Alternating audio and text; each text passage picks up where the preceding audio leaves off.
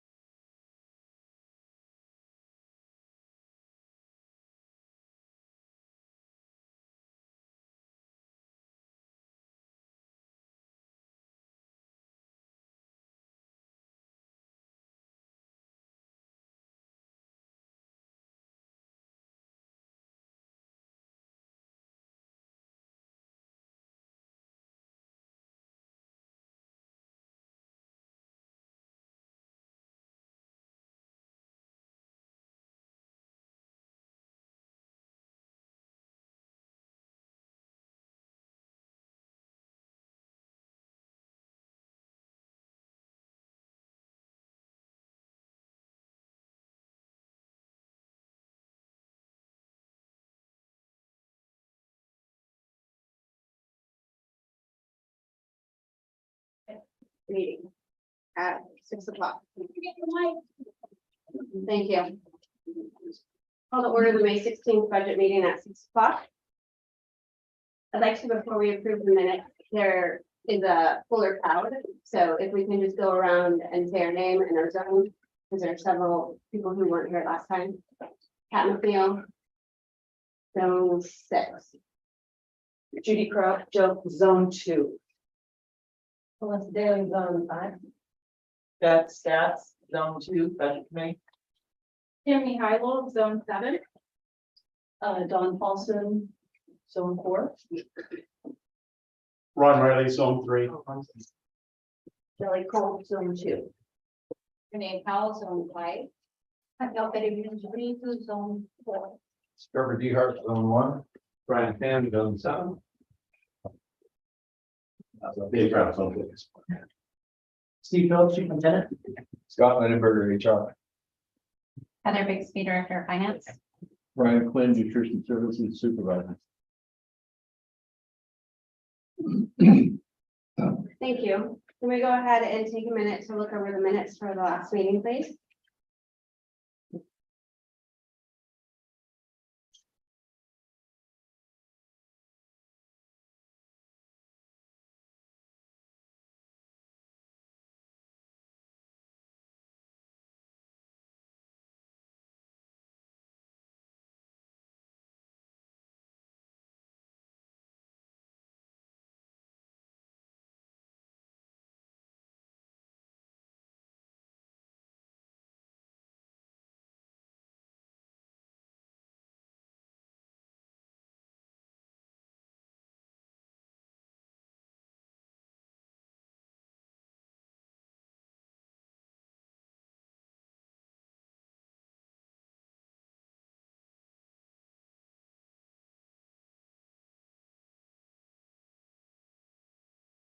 If anyone's ready, if we have a motion to pass the minutes. I move to approve the minutes as presented. Accepted. Any discussion? All those in favor to approve the minutes as presented, say aye or raise hands. Opposed? Abstaining, motion passed. We're gonna go ahead and open it up to public comment time. I don't see any public comment present currently, but there might be some online, so shall I pause for a brief? We're not doing. Not doing online, okay. Then I think we're done with public comment time. Okay, done with public comment. Budget discussion and questions. Welcome, Judy.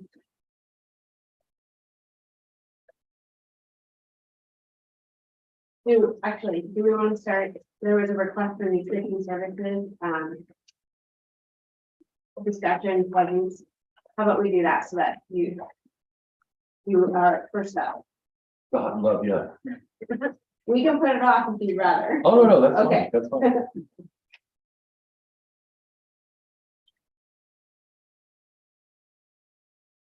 Sorry? Yeah, go for it. Okay. There's been some discussion in social media in the community regarding free lunch. And some folks were under the impression that we weren't doing that anymore, but that's not true. We have coming out of the pandemic, excuse me. Coming out of the pandemic, we have different funding sources. We have different requirements, but we still have our free and reduced program. We have the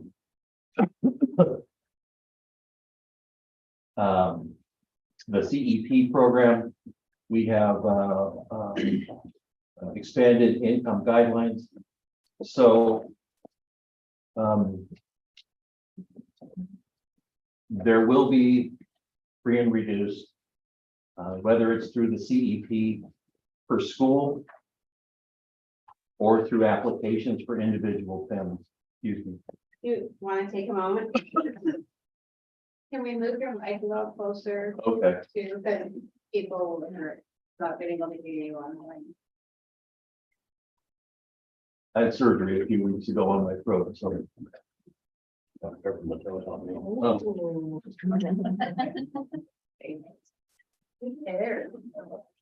What a guy. That's gonna be a distraction. But, I just wanna let folks know that there's no way that we cannot have a free and reduced program in nutrition services. We want to capture every child, every family that we can in that program. And if it's not through, like I said, CEP, then it's through free and reduced applications at each school. And again, every child and family that qualify will have that opportunity. Correct. Excuse me, may I have I want a point of clarification. So if I understand correctly, during COVID, there were extra money that helped fund free lunch for everyone, regardless of application. Every school got free lunch. Is that correct? Every student, correct. And then, because this funding is no longer available, we are going back to what used to be before all this funding was available, which is Correct. per school CEP, which calculates poverty line, if I'm understanding correctly, of that school. So therefore, if that school meets a number calculation, that school, everyone in that school gets a free lunch. Correct. And then other schools that do not meet the criteria, they are able to, if the student meets a qualification, they, as a family, they can go and apply and still get free lunch. Absolutely. Thank you. Yeah. And that's really a point of clarification. I'm glad you brought that up. Because pre-pandemic, they call the ISP, which is the Oregon Department of Education's indicator, the percentage was 40%. During the pandemic, everybody got free lunch. Now that the pandemic is over, the relaxed guidelines, the menu guidelines, the funding, now we're going back to that pre-pandemic requirements, and it's going to be back up to 40%. What they call ISP. I'm sorry, Sean. Another question, this came up from the public. Why is the total budget for your services the same this year going forward as last year? And since there's been some changes. Heather? So I think I can probably answer that.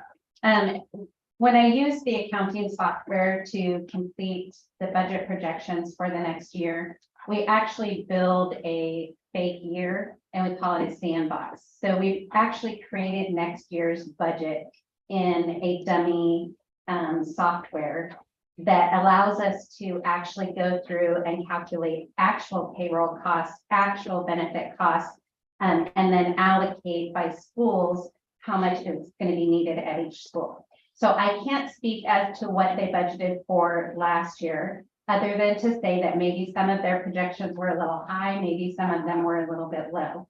But as close as I can tell, by implementing step increases and cost of living raises, and then taking into account the cost of the increased cost in the food chain, supply, all that stuff taken into account, the numbers budgeted for revenue in the current year are much more in line with what I anticipate those revenues being for next year. So we were able to get everything for all of these cost increases into next year's budget without changing the revenue amounts for next year. So we anticipate there might be a little bit less in federal funding for meals because we won't have any whole schools. We may not have whole schools, we don't know, but we may not have whole schools that qualify for free and reduced. So then your reimbursement rate goes down. And then we may also have more students who are paying for meals. So that number goes up. So it's kind of this those two items kind of offset each other in the current year. And there's no need to adjust those moving into the next year. So that's why the numbers are the same, but if you actually look at the expenditures and compare year to year, there actually is a lot of difference in what was budgeted for next year versus what was budgeted for this year. Thank you. One more question. So the premise of free lunch. So when we talk about free lunch, everybody knows that there is no free lunch, right? So we're talking about money that comes from either state or federal based on income of families, not on Newburgh district, this or that. So it's not something that we can control whether students get free lunch or not. This is about income of families calculated and not something that the district can say yes or no to, correct? Correct. And it's not a subjective, like, we really have any control or any power over that. It's kind of interesting as you dig deeper into it and you start learning things. Currently, we're at about 65% paid, give or take 0.5 percentile, and about 35% free district-wide. So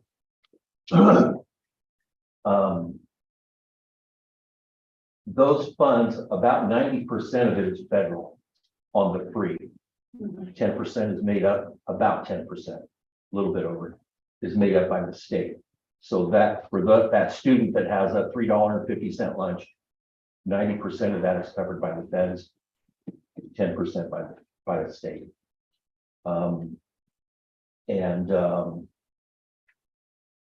Yeah, it's going to be close. I don't know, but we're working on the application.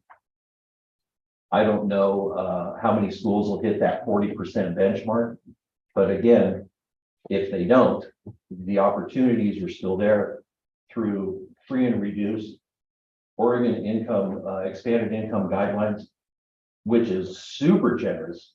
If a family doesn't qualify for free and reduced, they can go for the Oregon expanded income guideline, and through the state, they can get free and reduced.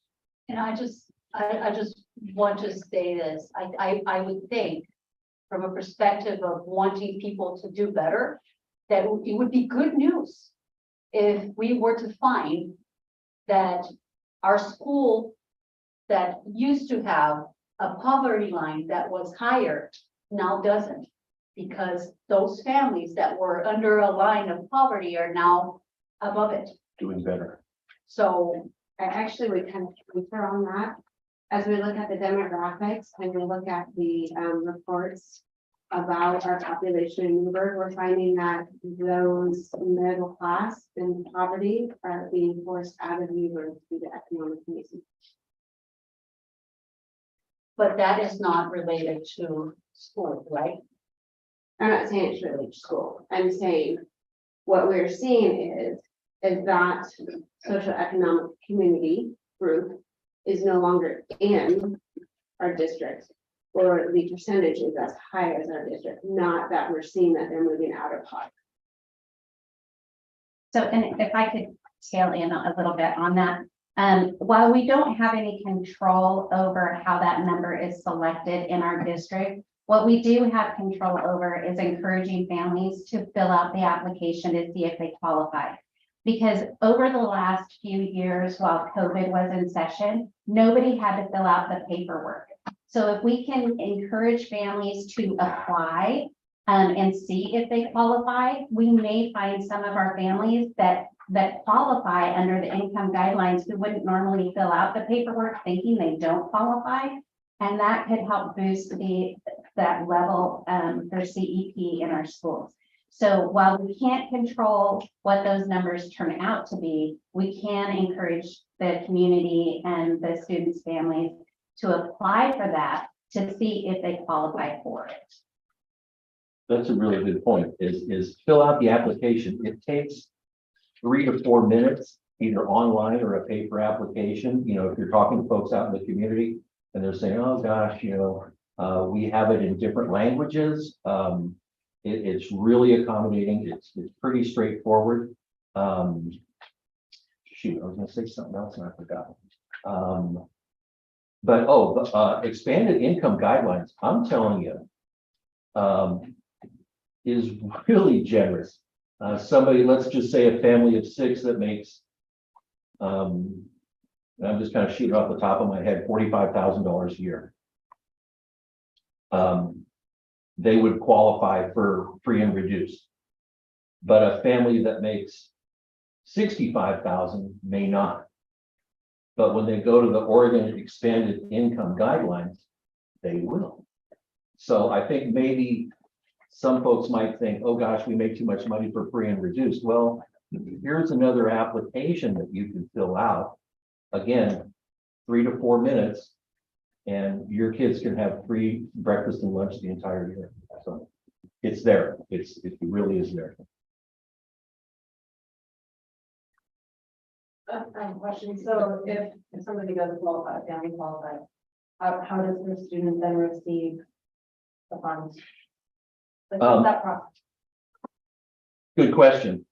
It's not really like a EBT card or anything like that. When the student enrolls, that's when that information is processed.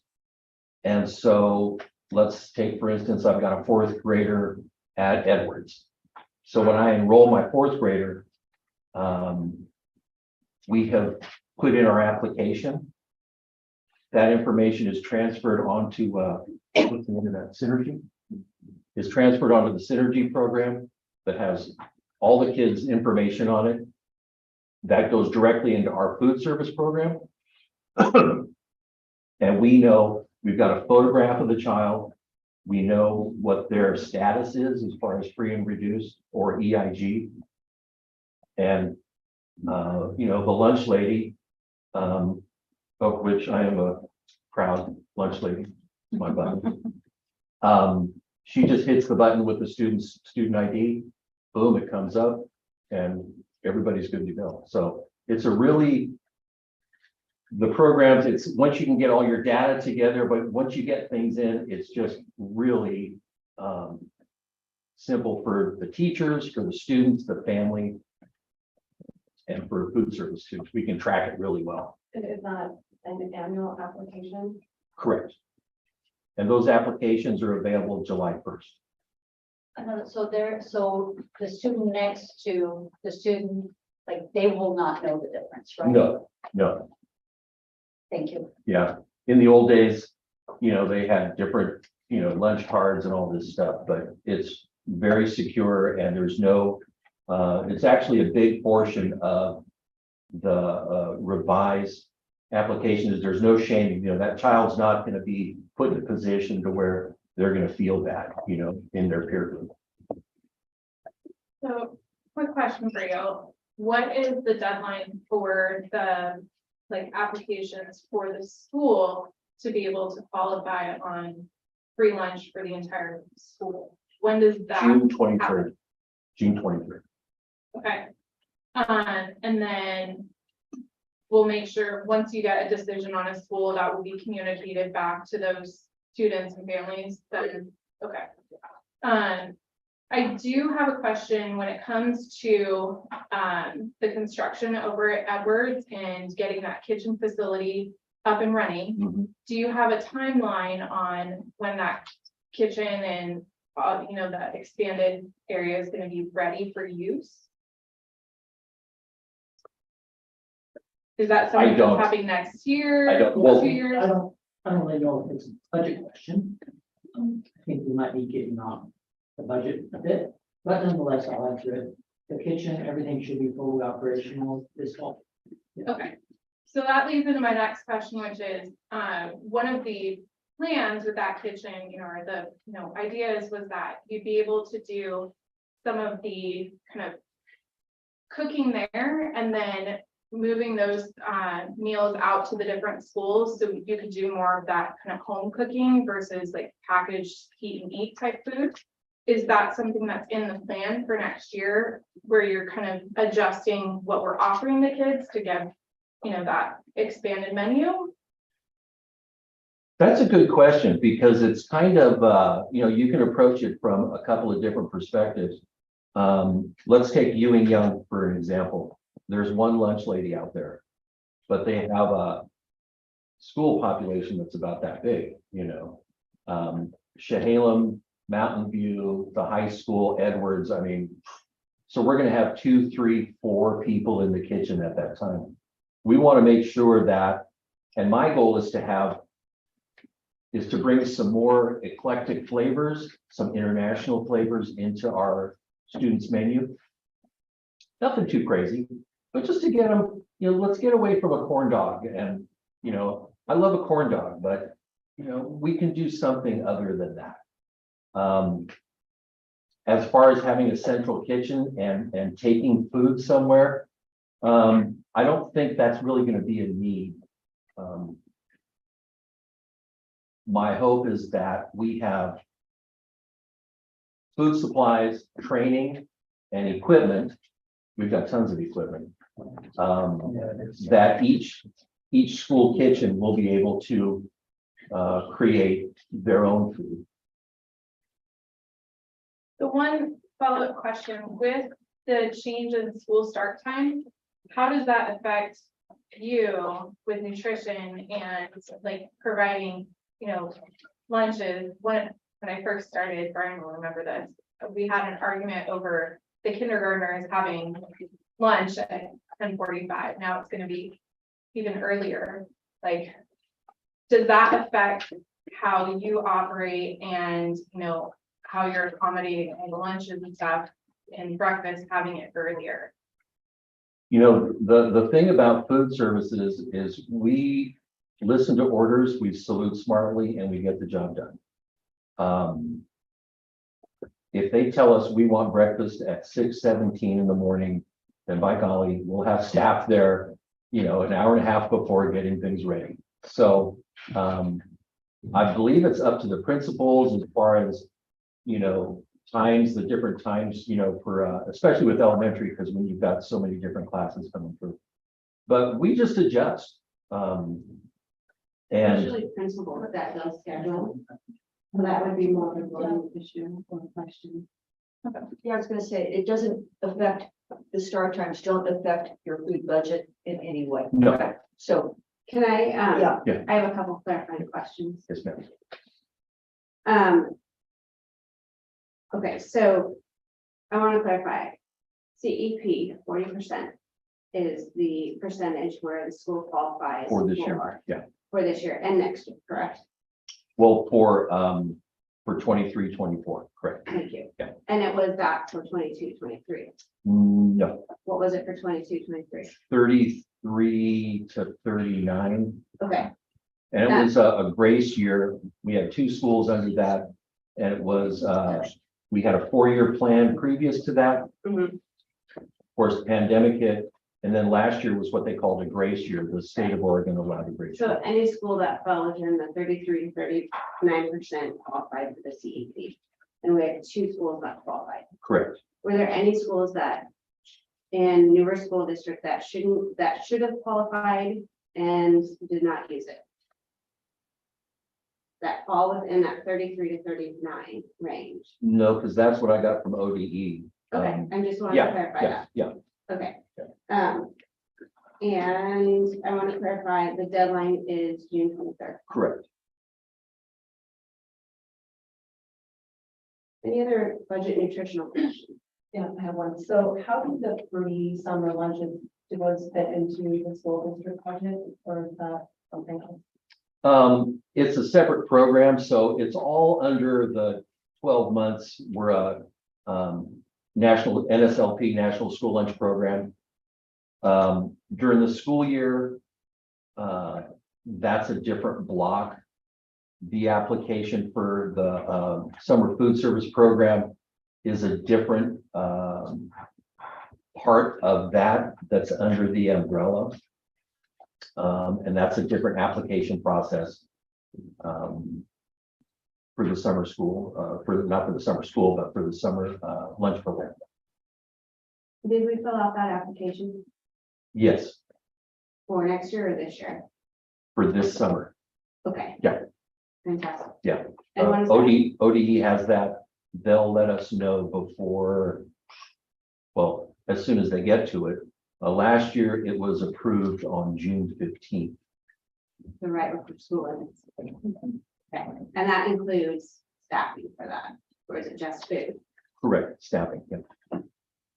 And do we have a plan in our back pocket ready to go, since sometimes they cut it really short? Oh, yeah. Okay. Yeah, we did all in district hiring for our summer staff. The only thing to be determined right now is, are people gonna work 3 hours or 5 hours? You know, depending on, we really don't know how many customers are gonna show up, you know? So once we see that, then we'll be able to adjust and adapt and proceed. Are there any other nutritional budget questions? I do have a question with, the state withholding the payments, pending like the audit being done. Has that affected nutrition services as well? Or is that completely separate? That's completely separate. That is the state school fund. And the funding for grants is not affected by that. Okay, thank you. Mhm.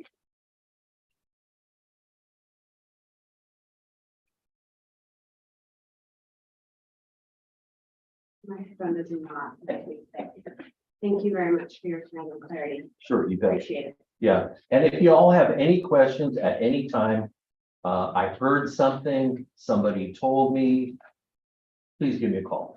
And I would love to have the opportunity to provide some clarity.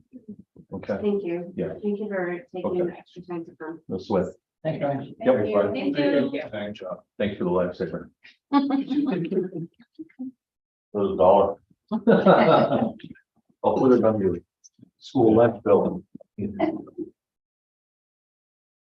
Okay, let's go ahead and open it up to some more general budget questions.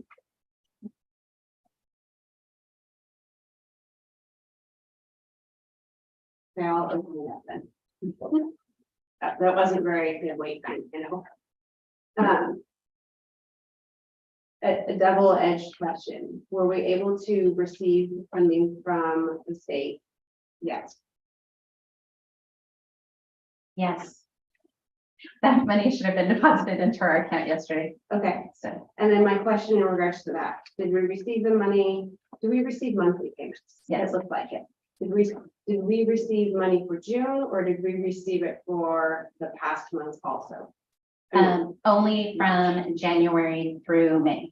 Okay, so we received January, February, March, April, May. Yes. Okay.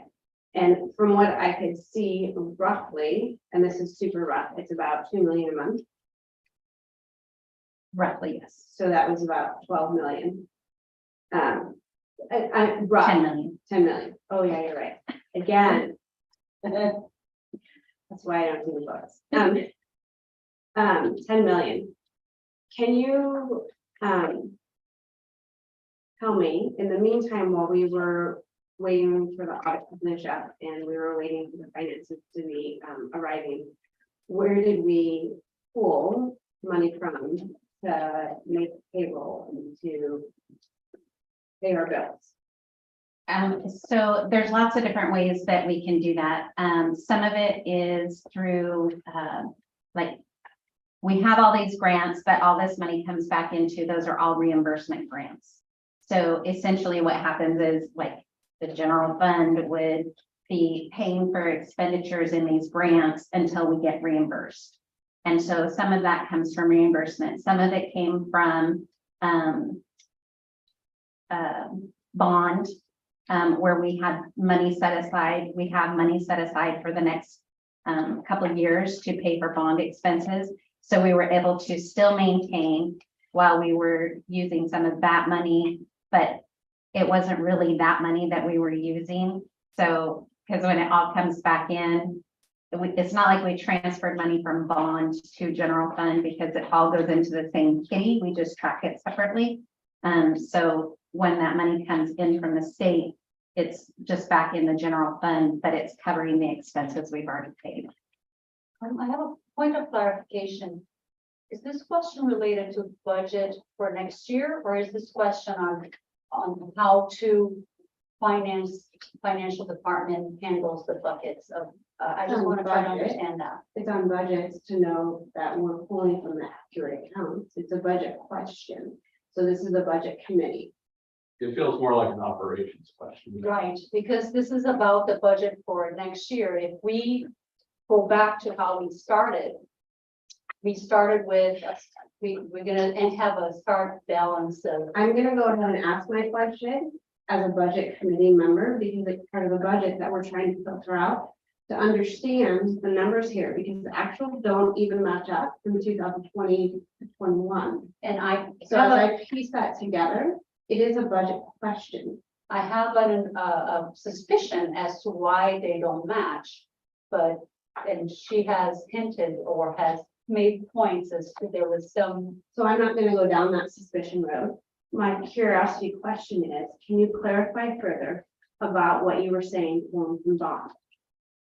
So it's not really pulling from bonds.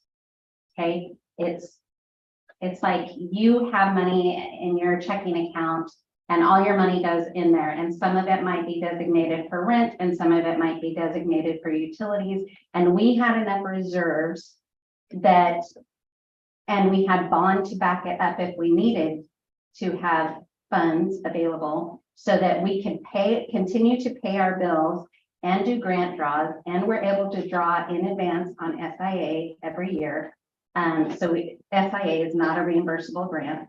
So between the reserves that we had in place, fiscal responsibility and drawing SIA funds, and then having the support of having that bond money, if we needed to do an interfund or an interloan fund, or interfund loan, then that money would be available to do that. Most of the money for the bond is invested. Okay. So most of any income that we have off that is pretty much all interest. So we're not technically using bond dollars if we were to use any of that, but all that money would be paid back by the end of the year because it would be a short-term interfund loan. Thank you for Yeah. that clarification. Sorry. I apologize, I missed the last meeting due to a migraine that wiped me out. So I asked a question, it was answered. I have watched the recording, just go, that's already been answered, and I will go back and watch the recording again. So regarding the interfund loan or transfers, and this is more of a, I always try and go through this before I show up. Would that be considered an appropriation transfer? Is that what that is that you were doing? No, because we don't actually do a physical transfer of funds. Okay, If we ended the end of the year and still didn't have that money, then we may have to look at something official in the books to make sure that that was covered prior to June 30th. But that was going to be addressed before June 30th, so it's just considered a short-term one. okay. It was more of a question of procedure and how do funds get moved around as we're looking at total budget going If forward. we were doing an actual transfer, it would be board approved through a resolution to do a transfer. And there was no need to do that because there was plenty of money in the bank account to cover our current expenditures. Thank you. So I have a question, just starting us off on, I think it's still page 11. Resources report, Mhm. line 5,200, there's $700,000 that I don't see having been in prior budgets. Like I can see our budget's very, very similar to prior year. So I'm just wondering where that interfund transfer is coming. Okay, so on the proposed budget changes that I emailed out, line number 1 is that 700,000. And this is taking a reserve. So there was a fund, I believe it was 202. But there was a fund that was created in special revenues for a PERS reserve. And it basically just was this savings account that we do not need because the money is actually, we have a reserve built into our debt service at this time. And so instead of having these two different savings accounts, we're just moving that money and getting rid of the PERS reserve fund that isn't necessary. Okay, I'm sorry. No, you're fine. I I looked at this last Friday, so. You're fine. You're fine.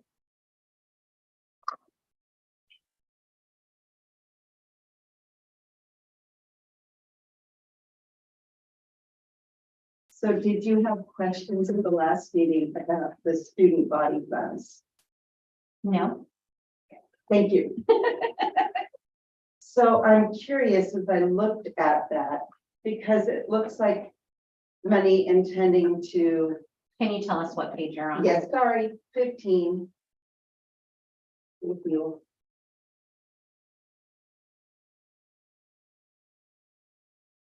Just trying to follow the program increases that were in the current budget and then continuing into the proposed budget. So the 2022, 2023, and then the proposed budget. It appears there are some significant increases. And I'm wondering if you can enlighten us, educate us on what those are. So student body funds are funds that are collected at the school level. We're trying to move them to the point where we can address the accounting practices with those funds by moving them into our accounting program. So that's why they're in Fund 204 now. And so all that we're required to do for that is one, to make sure that they're spending appropriately, meaning that if they raise money for one purpose, that's what they're spending the money on. But the student bodies, the buildings themselves have control over how these funds are spent. They're not used for payroll. They're not used for staff expenses. It is all expenses 100% related to students. And all we're doing is a overall accounting, giving them some authority to spend money and raise money during the year. We really don't know how much that's going to be, because if they do a major fundraiser, it might blow our budget completely out of the water. So we just try and look at what they have at the end of the year in their budget versus what they normally would collect in a year. And we try and estimate what are they going to bring in. And then we try to give them enough authority to spend any money that they bring in for the intended purpose that it's brought in. So these 204, the student body funds, they existed in other funds prior to seeing them here? No, they did not. They weren't, they were in Fund 204 before, but they're not actually in our accounting software. So when you look at the prior year actuals, those are numbers that at the end of the year, the high school says, this is how much money we brought in and this is how much money we spent, and we make a journal entry for it. And so we're hoping to move to the point that we're actually running all of their clubs through the accounting software that we use. That way we can help them when they have questions. We can be accountable for how they're spending their funds. And it just gives that the fiscal oversight on how they're spending their money. And the concessions. Curious about where that came from. 25,000. That is, so if they, and I don't know from this breakdown which school that is at, but let's say that the wrestling club is going to sell concessions at a basketball game, then we would record that revenue in concessions. So I'm just jumping into, did the Booster Club resolve their 501c3 and give back concessions to the schools? Do we know that? I have no idea. Okay. Yeah, that would be a student body question. And I don't, right, that's the first I've heard of it. So I didn't know if they were. No, I just asked because normally all of that stood outside the school district with the Booster Club. So that's why I asked. Yeah, Thank normally we wouldn't record Booster Club revenue in ours. So this would be specific, a club specifically raising money for concessions. Thank you. Yes.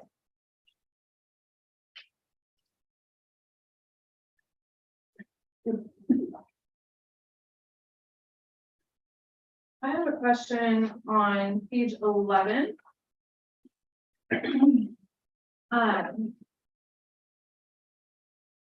In the, just curious question, in the 21-22 actuals, the interest on investments number changed and is now negative.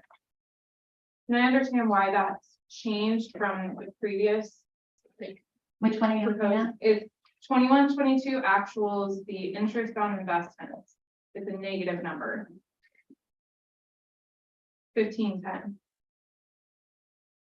I don't know. I haven't looked at 21-22 to know. I wasn't here during that period. So the previous budget that we looked at the last meeting, that number was 42,000, and now it's negative 5,000. Then my guess is it was a budget journal or an audit journal entry Okay, as part of completing the audit for 21-22. gotcha. Thank you.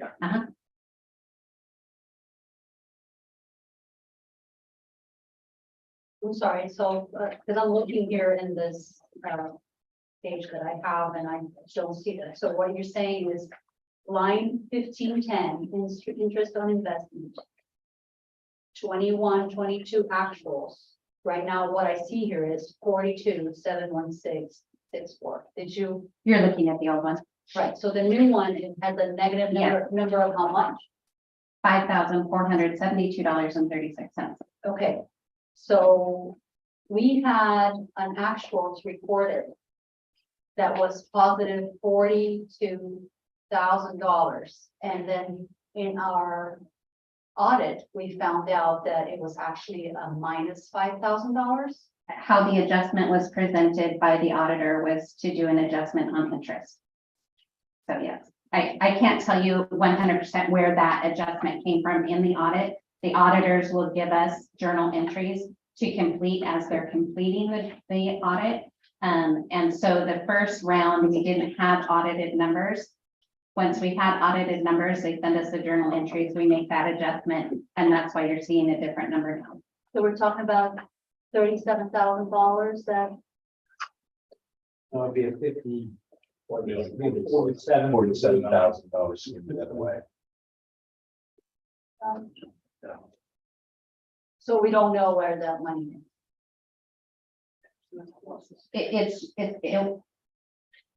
It's hard to say. It could have just been, without having the journal entry in front of me. I can't tell you if it was put in the wrong line item. Okay. Maybe it was, they pulled bond interest out and moved it back to the bond fund. It's really hard to tell without having the detail in front of me why No that problem. number is negative now. Thank you. As far as we know, though, we're not missing $50,000. Okay. Yeah. Just an account. Yeah. It's just an accounting adjustment. Correct. It's just it's a paper adjustment. It doesn't change our cash balance. Got it.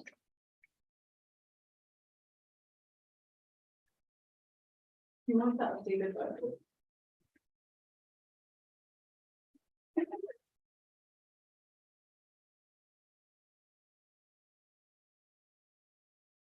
Madam Chair, are there any processes we have to follow before we can make a motion to approve the budget? There aren't any processes, if we're done with discussion. Other than a motion. We do have to make sure that the discussion is complete, and then we can approve the budget, and then we have to start the tax levy. And of course, we can have discussion about the motion. Of course, yes, we can have a motion and a second, and then there would be discussion in between the motions and the votes. Last meeting, I can't remember what page it was on, but we had a question about computer software, 1.7 million. In federal funds. Yes, Yeah. and you guys were gonna, I can tell you that none of it has been spent. I was not here. I have no idea what was intended for that. Okay. So I don't know if that was a question asked at last year's budget committee when they appropriated that money. But your guess would be as good as mine, or if you have the answer, I don't know what it was intended for. okay, so the 1.67 is still, thank you, it's still there. Sorry, So the 1.6, we basically used it in the current year as a placeholder because we're not spending it.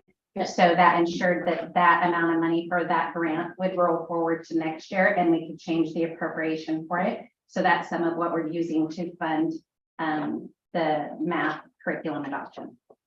Thank you. Yes.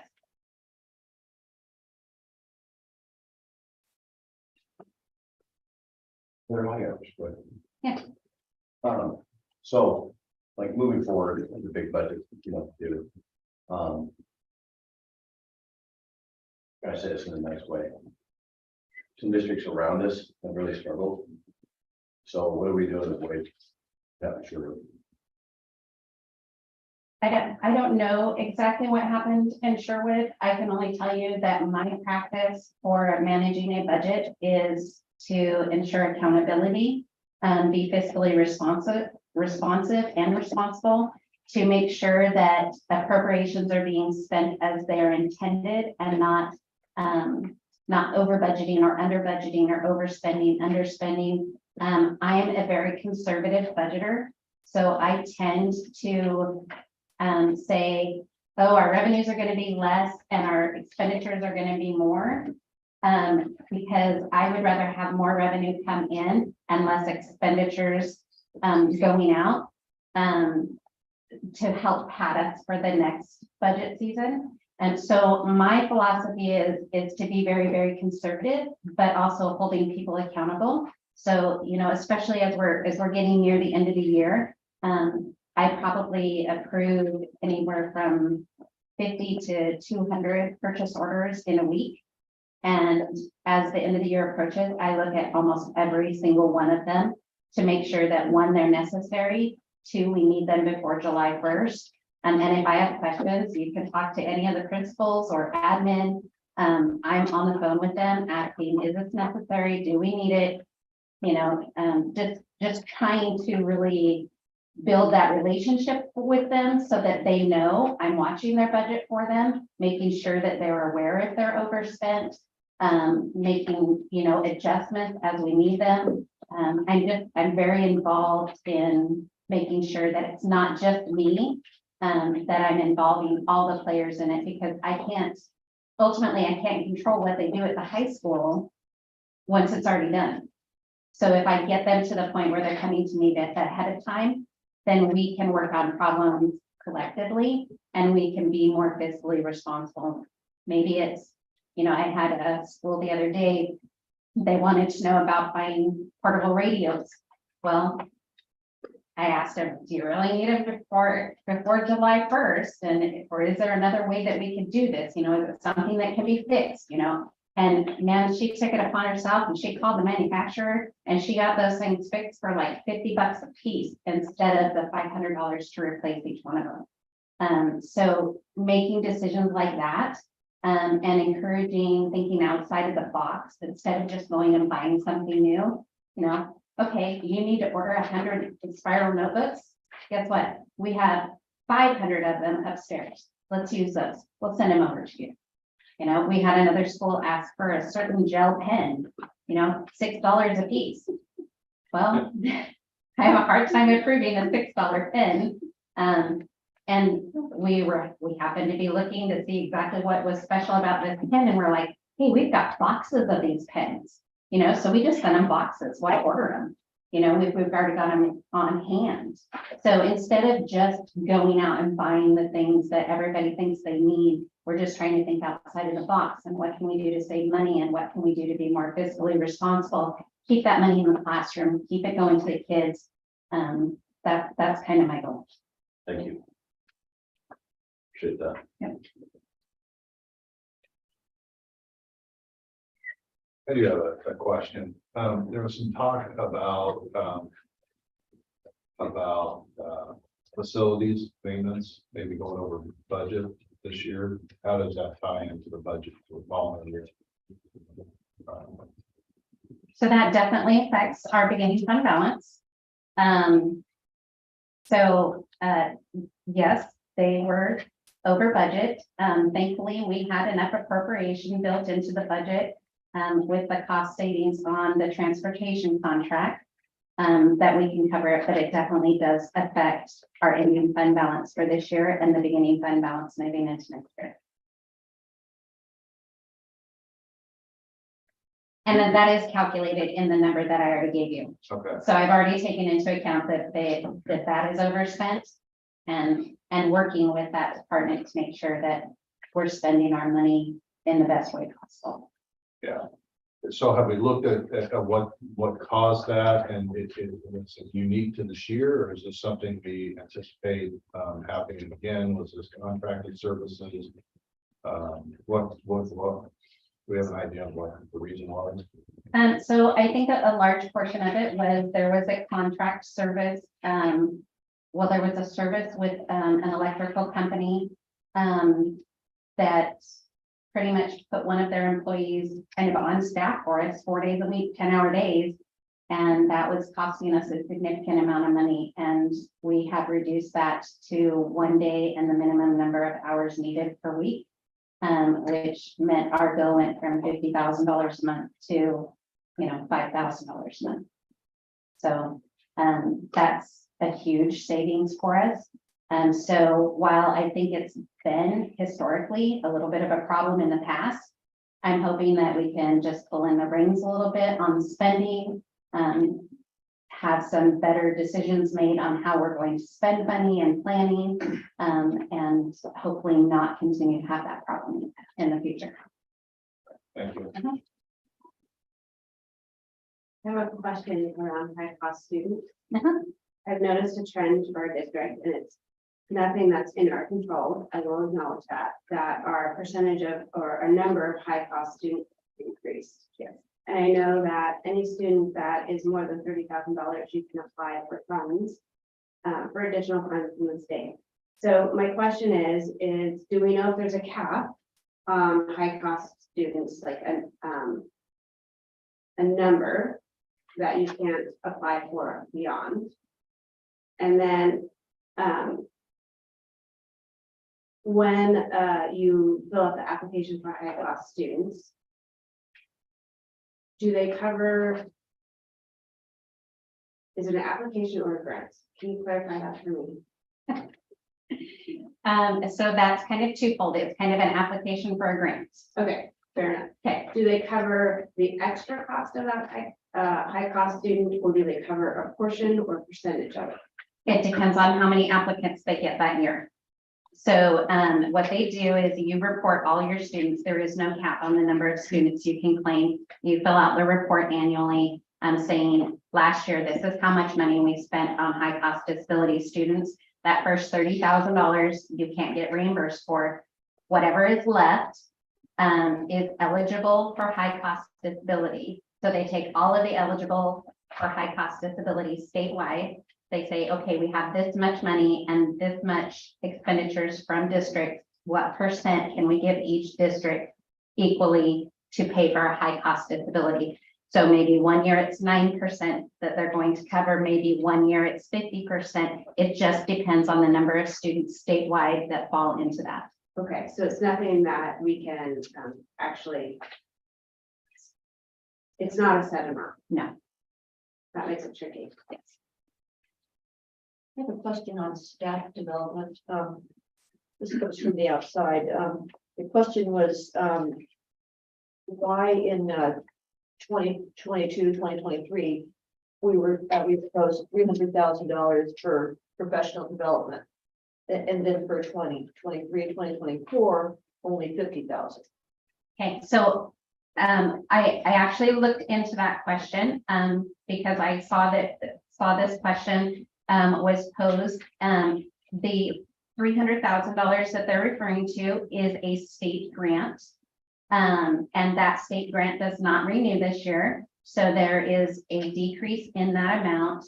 And a lot of times with state grants, if we don't know that, if we're not sure that we're getting any, we may budget a placeholder in education, or, we might pick supplies, consumable supplies or something, just to give us the authority to spend in case we do have revenue. But in that special revenue fund of 260, you would have no expenditures if you didn't have revenue, and your revenue has to match your expenditures. Thank you.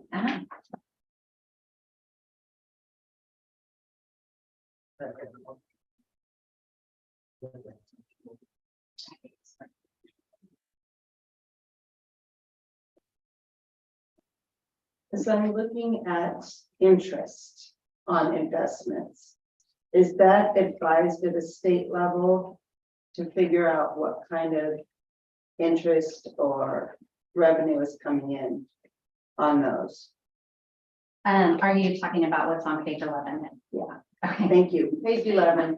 I'm I sorry. just want to clarify that I'm talking about the same Thank interest you. as you.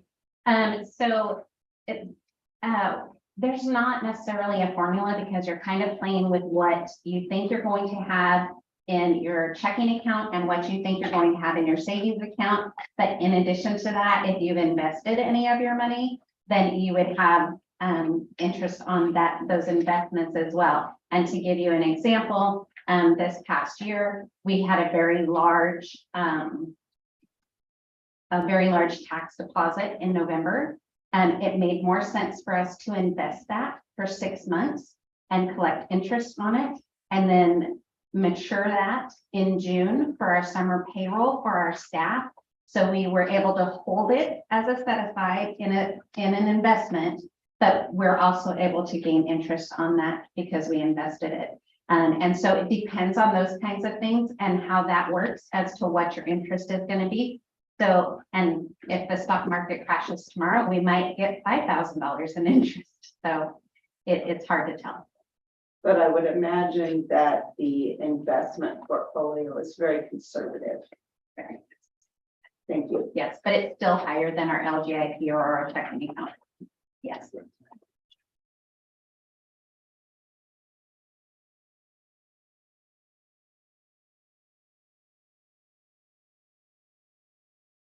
I do have a question about, in-district travel. There seems to be a couple of spots where there's money budgeted for that, but there's a 0 FTE. How does that work? It depends on where you're seeing it budgeted. So page 41, tutor. And I get it's $50. But also I'm a little confused why it's there.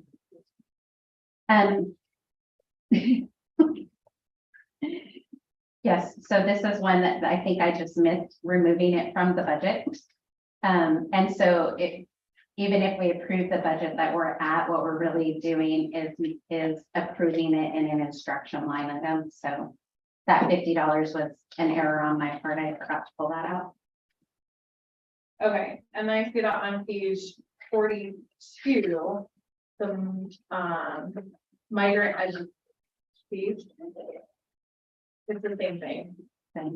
200 just put there. Okay.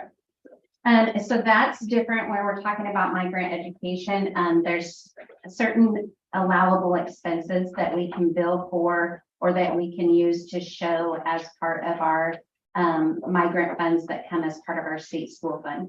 So allowing us to classify those, even though we don't have FTE in it. It could be that we just have an employee who is going to do work that is migrant related in district, and we would be reimbursing them mileage that is an allowable expense for our funding. Gotcha. Okay.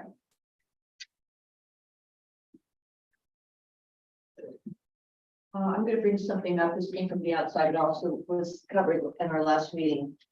This was regarding the administrative staff of elementary schools. Some of the question is, why are we spending money on an additional administrator rather than behavioral specialists or different or counseling services? And the real answer to that is that we're discovering something different. We don't have a set answer, whether it should be a behavioral specialist or a counselor that we put in a school. Just adding specialists doesn't seem to be, at least from my perspective and from the teachers I've talked with, necessarily the one right path to go. So having a vice principal then who could look at and have a behavioral path for each student. And also a big problem is getting parent involvement. That's something all the teachers pretty much said that they wanted more of. And so I think a vice principal could wear a lot of different hats and acknowledge the problems, get the focus, get what that student needs. And so, and we could talk all night, what's better, what's not, but I think there's a lot of, I think it's a good decision based upon what I've heard from the teachers and all the different variables. Are you talking about a specific school? Because these schools have had. Oh, I'm sorry, excuse me, my bad. This was at John Austin Elementary and it was Edwards, right? It was Crater having sharing the vice principal. I also want to acknowledge administration in general costs more in a budget than a licensed member.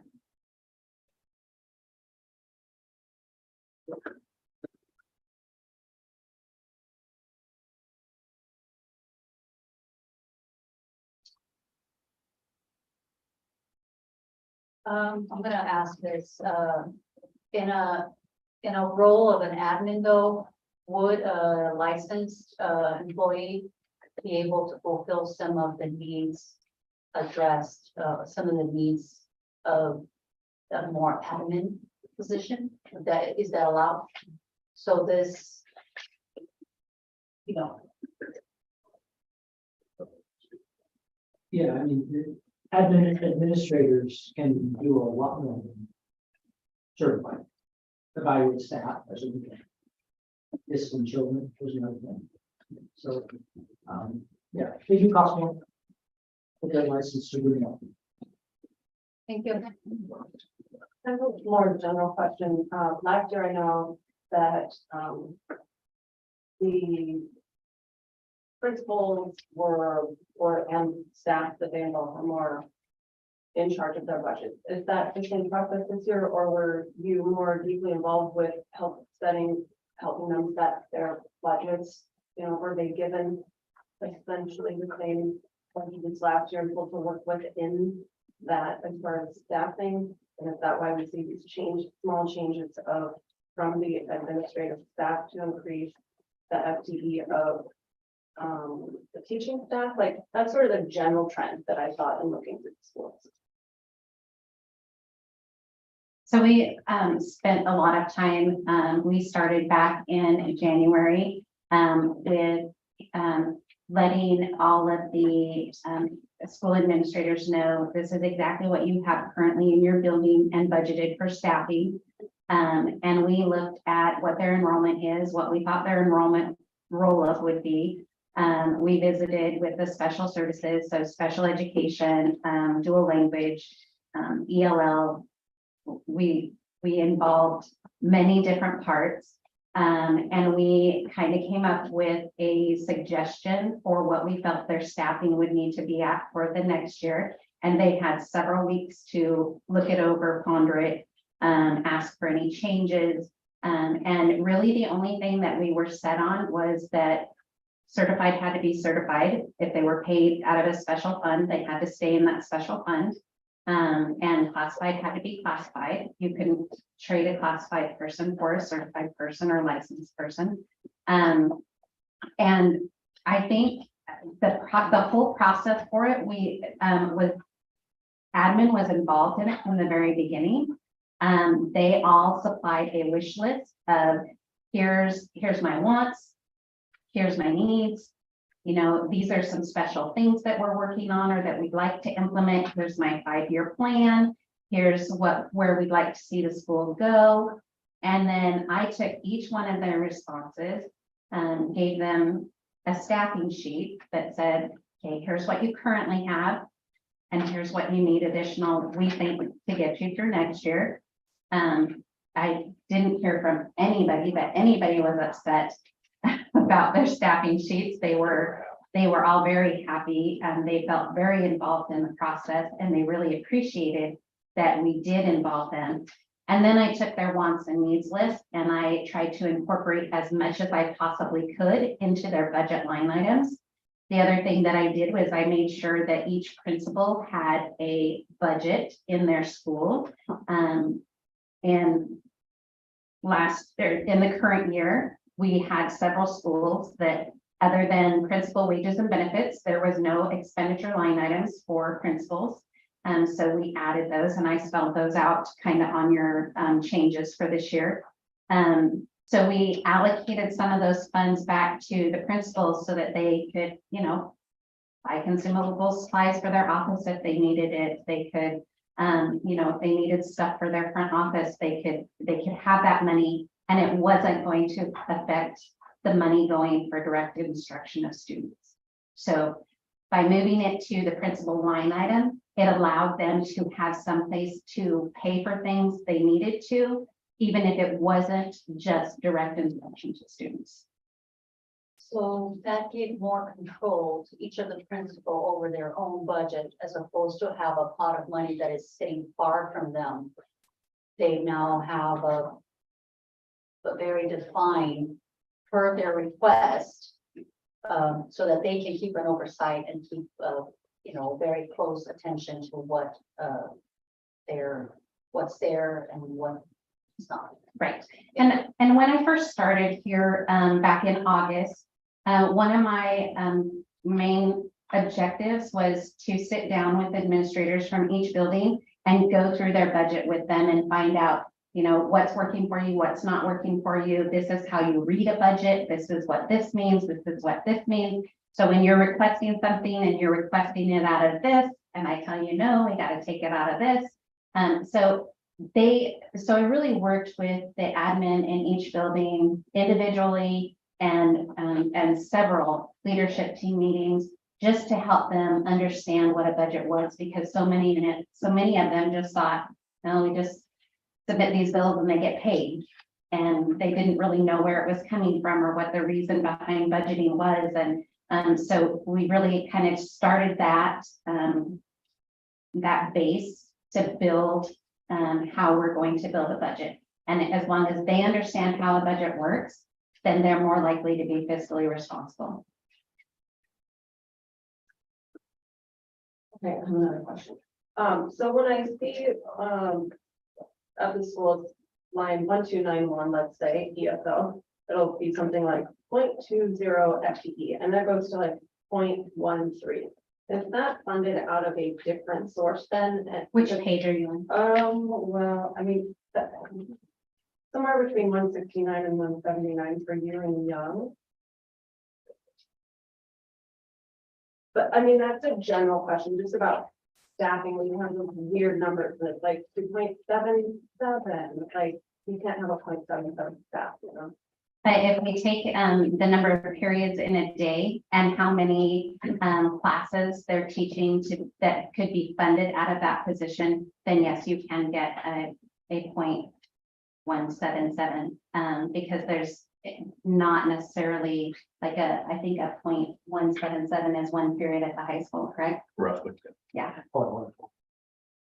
Like currently on 7-period day, a 0.14 is 1 period, Okay. right? Yeah. 7 times. So maybe only- 0.98, so it's close enough. Yeah. So, if they're half-time in this department, then they very well could be paid out of that fund. If they're 1 period a day, then that's why you might out of that fund have a 0.14, because they're only doing that job 1 period a day. The other 6 periods are out of a different fund, 0.83, right? So that's how it's kind of funny.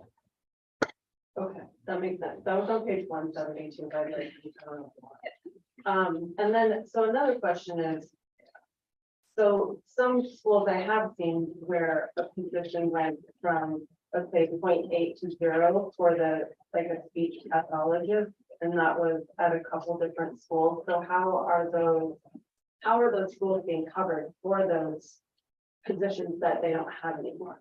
So it's not that they don't have those positions, it's maybe that wasn't the appropriate place, or like maybe it was paid for out of SIA, because we have several of those positions that were moved to SIA this year. And so maybe they're showing up in SIA for next year, or maybe they're under the general fund under special education services.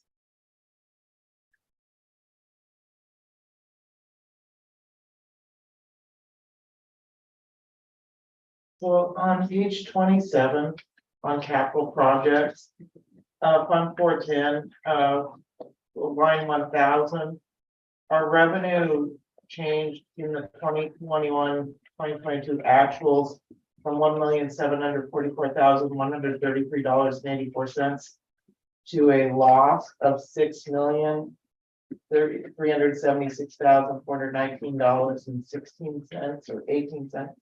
I can't say, it's 16. Is that because of the outlay for Edwards or?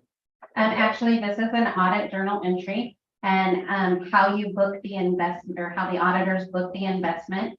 They chose to take that the transition account where the money comes into before it is dispersed to the school, and they recorded it all on interest on investments in this fund. And so it's a very large number, but it really didn't affect the cash balance. And that was, like I said, one of those audit journal entries that was made after that first budget was presented.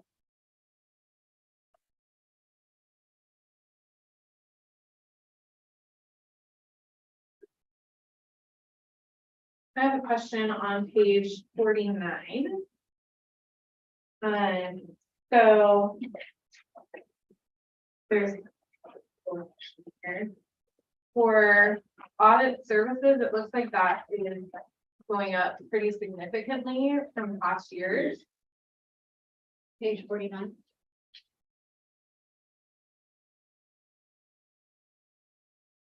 So a couple of years ago, we were at 35,600, and now we're budgeting 50,000 for audit services. Is that like in line with costs? Yeah, so part of the audit is there's a third party firm that does our OEBB retiree valuation and our PERS valuation. And I don't know where they budgeted for those in the prior years. And most districts will budget for those as part of their audit service because it's required for the audit. And so I added those to this line item. So we paid for them in the past. I just don't know how they budgeted to pay for them. Okay. So somewhere in the prior year, it's in the budget, but we're just moving it all to audit services this year. Okay, and then also on page 49, I have a question on the 389 other non-instructional professional tech. That is doubling from last year budget from 30,000 to 60,000. What is that?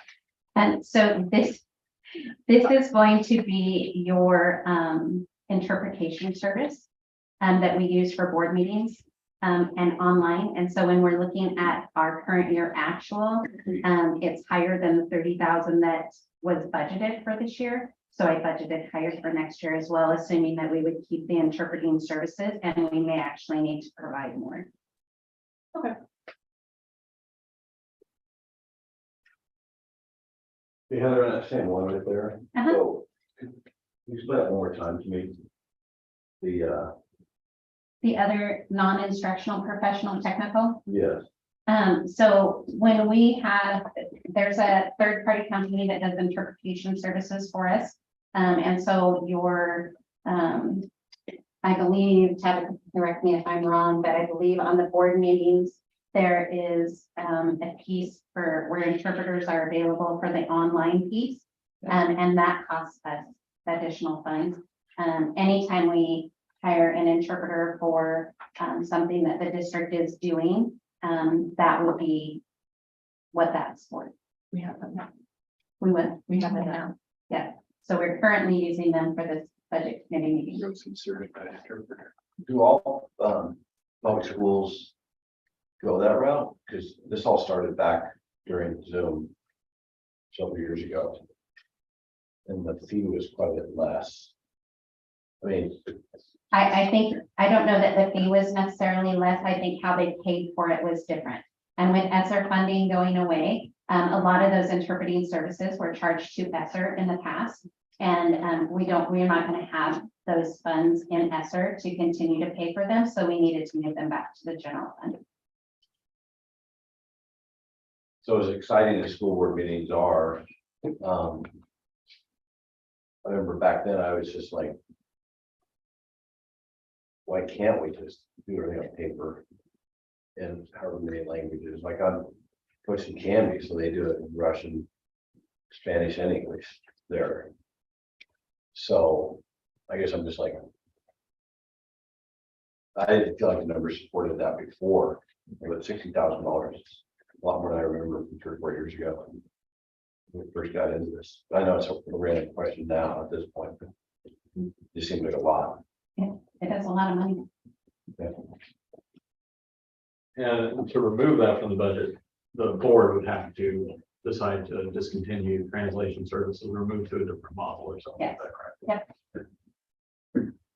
And is there a, well, I guess that's a conversation for the board later, but as far as the legal requirements to have a translation service, I worked as an interpreter and you know that it's expensive for this customer to have that. But again, I guess we'll have to have a conversation about the legal requirement for us to provide the service.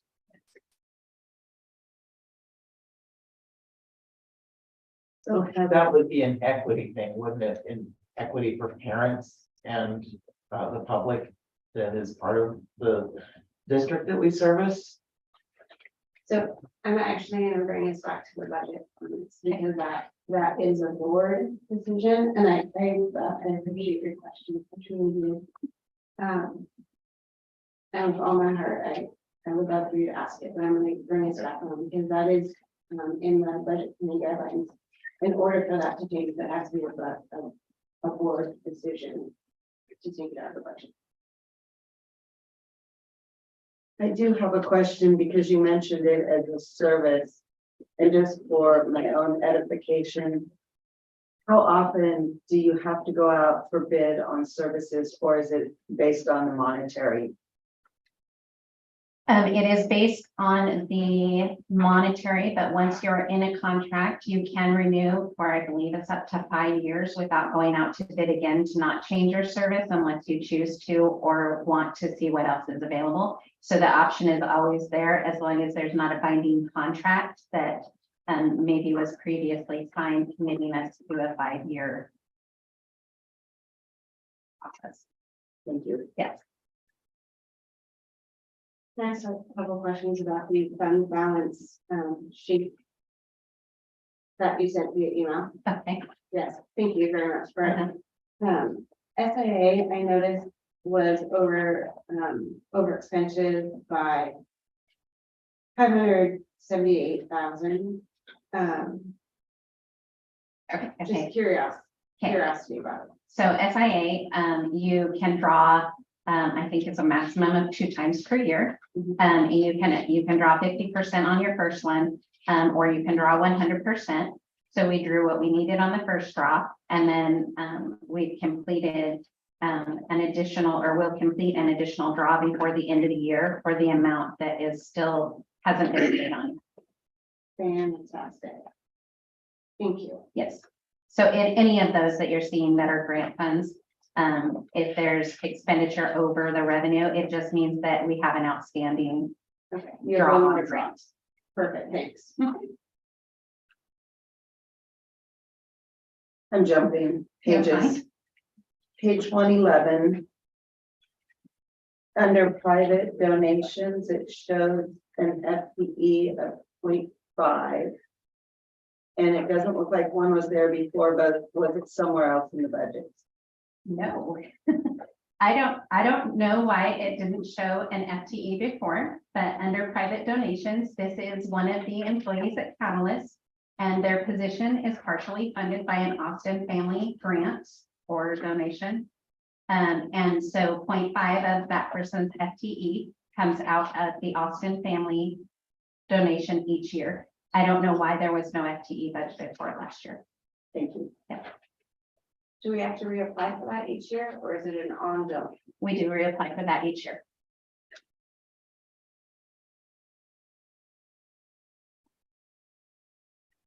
Do we know what position that is, or who that is? Okay, can we keep that confidential for now? Is that okay? I just, as we talk about budgets and positions and stuff, to me, it would feel better if it's confidential. Right, but we don't need to say their name. Right. No, but we can say the position. Yeah. Right. That's That's perfect. fine, Yeah, I just didn't want name. I believe it's a student support specialist. perfect. Specifically working with career and tech ed. Yes. Thank you. And weird question, because I looked through here and I know it's here. Budget line for the board. Okay. Where is it? Look. Salary.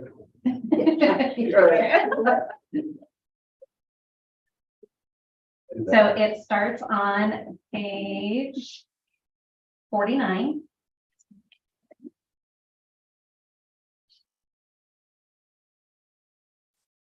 I guess I'll hold in on page 49.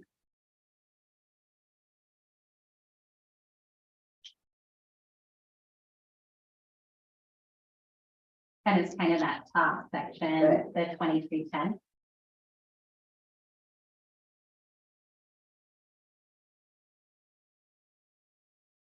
So on the other instruction line, 319. It's dropped down to 2,500. Are there not? I've been part of this a long time. I want to say 2007 is when I came in. And so I've always seen professional development for the board. Uh-huh. And I just, now that you pointed me to it, I'm sure I went through it quickly, but why it dropped down. Okay, so other instruction, professional technical doesn't necessarily have to be the line item that their education would be paid out of. So I base that number based on what we have spent currently for this year. And then, you know, we'll kind of see, it's kind of a fluid number for next year. If there's, you know, more desire to go to trainings and those costs go up, then maybe we need to budget a little bit more. Are there annual regular budget training or board training that's done by like OSBA that's scheduled every year? And there is through Oregon School Board Association that for like incoming board members or I'm not sure about budget training other than some that are online for budget committee members. And I don't think that there's a fee for those. No, I love those are free, but just the regular ones for the board. Yep. Great, thank you. Uh-huh.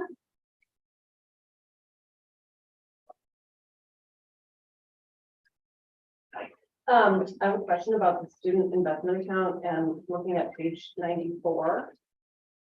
So I see that the number of positions have gone up by like 11 positions, but the funding has only gone up by $200,000. So that seems a little bit off. So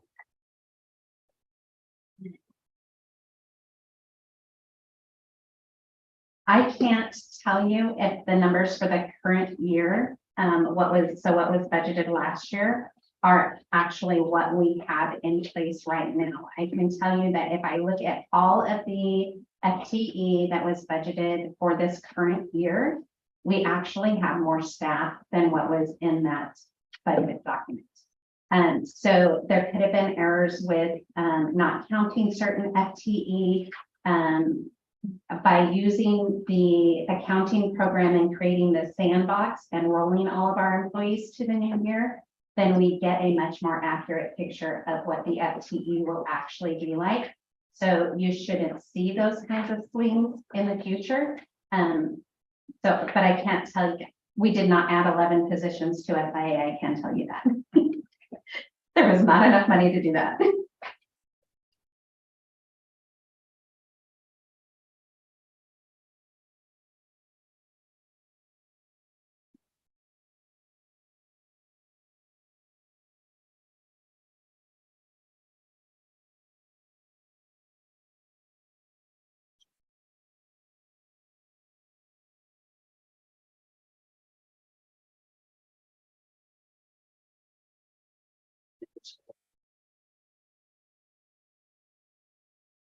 I'm gonna acknowledge it's 7:30, and I think we need to either take a break at 7:30 or decide if we're ready to move to our next session. So we've got about 5.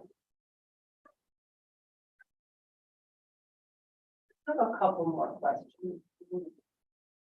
So, I mean, I would like either we can do an hour, like take a break. What do we know? Oh, Yeah.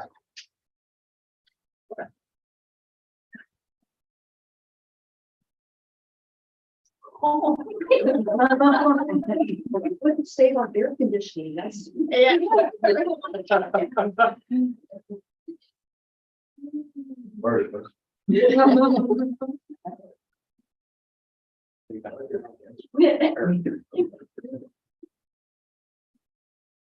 Okay, so on page 102, function 1400, state and local grants, there was for FTE for summer school, but this year there's none. Was that moved to somewhere else? So summer school is not considered FTE because they're only for a very short period of time. So we don't count FTE in summer school. But so there's no money allocated. So there's no money allocated in Fund 260 because at this point, we're hearing there may not be any state grants available to help with summer school. So we're exploring other options and some federal grants to help pay those summer school expenses if the Ways and Means does not approve summer school grants.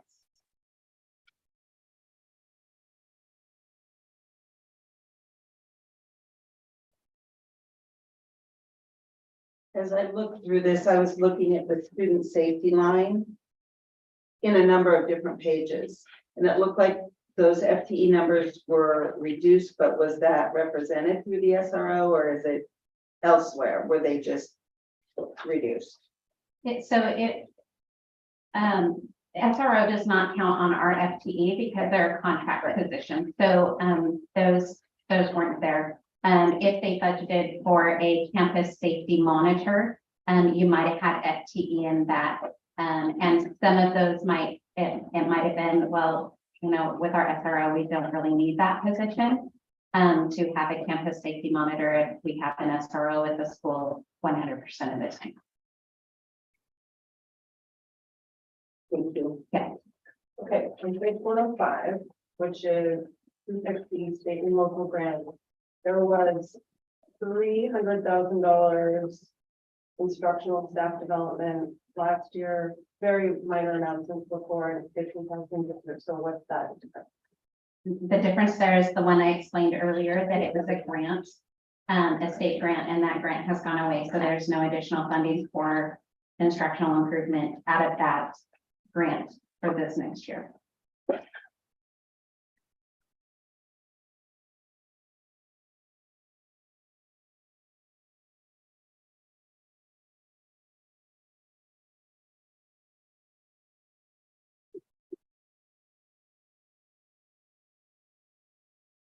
I have a question on page 55, line 322, repair and maintenance services.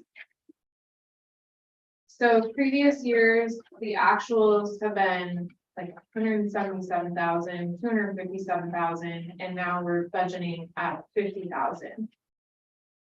Okay, so a lot of these expenditures were moved to the building level so that we could track what the buildings were costing us for each school. So if I lump sum it all into one repair and maintenance, then I have a harder time telling which school needs the most repairs or which schools might, you know, I could develop a pattern to say about every 5 years, there needs to be extra work done here, and then I can help budget for that. So I've moved some of those expenses out to the building level. Okay, so then for this line specifically, what building does that look at then? This is a general fund, so this would be maintenance of like the district office building. This would be maintenance of the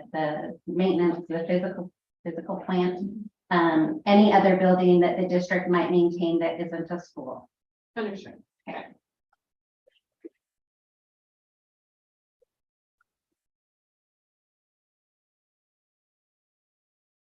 Sure, I move to approve the proposed budget as presented, with, knowing that the time has come for us to move to the next step. There's a motion on the floor and a second to approve the budget as presented. Discussion. I mean, I have more questions, but okay. I have two more questions. You're answering them very quickly.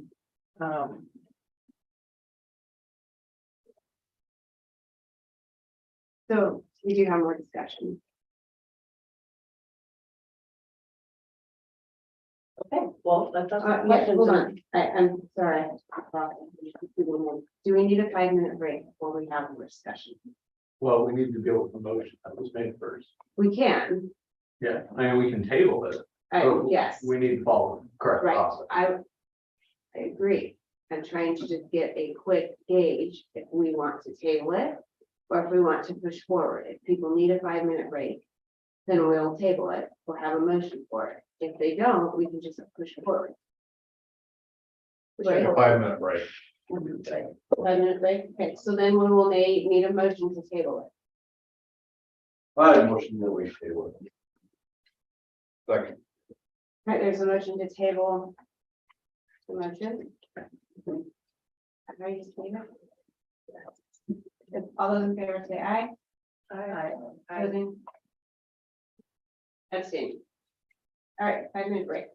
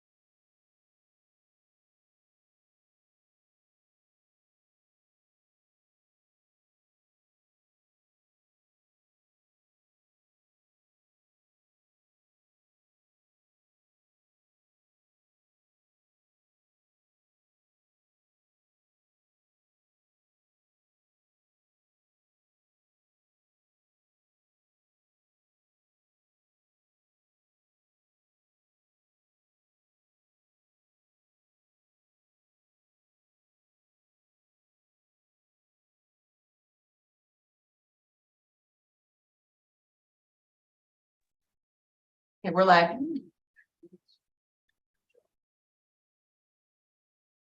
Okay, I do have a point of clarification question. When do I untable it? We'll need a motion to resurrect the. Discussion, right? Okay, After you're done with discussion. thank you. That's what I thought, but I wanted to make sure. Okay, so we can go ahead and go into further discussion. Okay, so my question's on page 115, 116, under debt service function 7,000. There's an ending fund balance of 581,975. So where does that go? I'm sorry, can you tell me again what page? Page 160, 116? 116. Okay, and which, The 581,975 for the total fund 300 for debt service. that balance does not exist. So I can't change that it was budgeted for, but it does not exist in our audited financial numbers. Okay, because it would usually go to then your beginning fund balance for the next year. Correct. Although the last meeting we had, of what we were going to save money, is that we were going to be under budget for the year. Is that what I just? No, remembering that, misremembering, okay, sorry. Okay, so my other question then was page 117. On this 302, the debt service long term. So I have some notes from my prior year budget process. Do you see where I'm at? The fund 302 debt service long term, Yep. 85,000, and then this year it says 310, but I have notes that our payment is like 85,000 every year, and that we owed last year 400,000. So are you paying the loan off, or why does it say 310 for this year? The reason it says that it's 310 is because there is additional money that is collected on that energy tax. And that money has built up a reserve. So the payment is actually on page 116 under the 5118 small scale energy loan, which is 70,555 for principal and 14,450 for interest. And then when you add that to the reserve that is built up in that fund because of the additional revenue from it, there's a beginning fund balance. So yes, potentially we could pay that loan off early. We can keep it as a reserve in case we need the money to make a payment in a future year. That's the end of my question. I have a question on page 275. And this is a small question because it's not money that would allow us to do anything grand. Under function 2110, attendance and social work, the class salaries, the FTE is the same, but there is like a 26% increase in the salary from what the budget was in 2023 to the proposed for 2023, 2024. You're looking at page, which page? 275. Okay, and you're looking under 112 class salaries under function 2110, attendance and social work down at the bottom of the page. okay. I think in the old book, it's 272. Yeah, 270. She's got it. I got it. She's got it. So again, this could boil down to an FTE question from the prior. Okay. So that may have been an FTE that was skewed in the prior budget this year. It also could be a classified employee who was reclassed to a different range through the union. And that would also result in a higher cost to have that employee. Thank you. Yeah.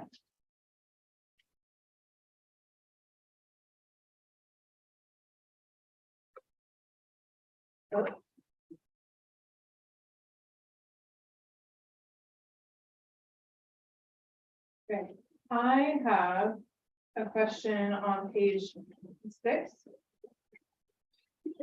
Line 541.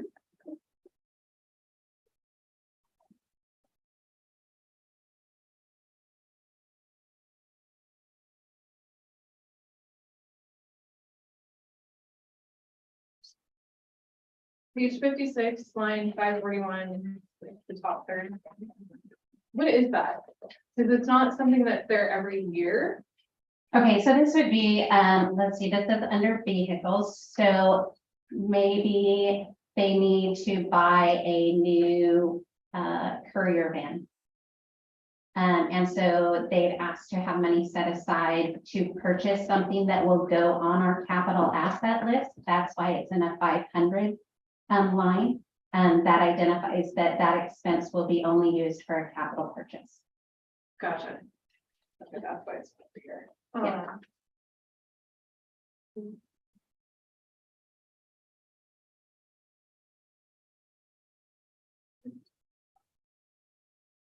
And then same page on the line 331, is this for busing? That is correct. That's busing. And this is an estimate, so their contract is based on the number of routes they run, and the number of days they run those routes. And so it's simply an estimate of what we think based on the contract language, that contract will cost us for the year. Here's a double question. From what it is currently this year for like number of routes, are the routes increasing? No. Or staying exactly the same? Good. We will have more consistent coverage of the routes that need to be run. Okay. There's a bar.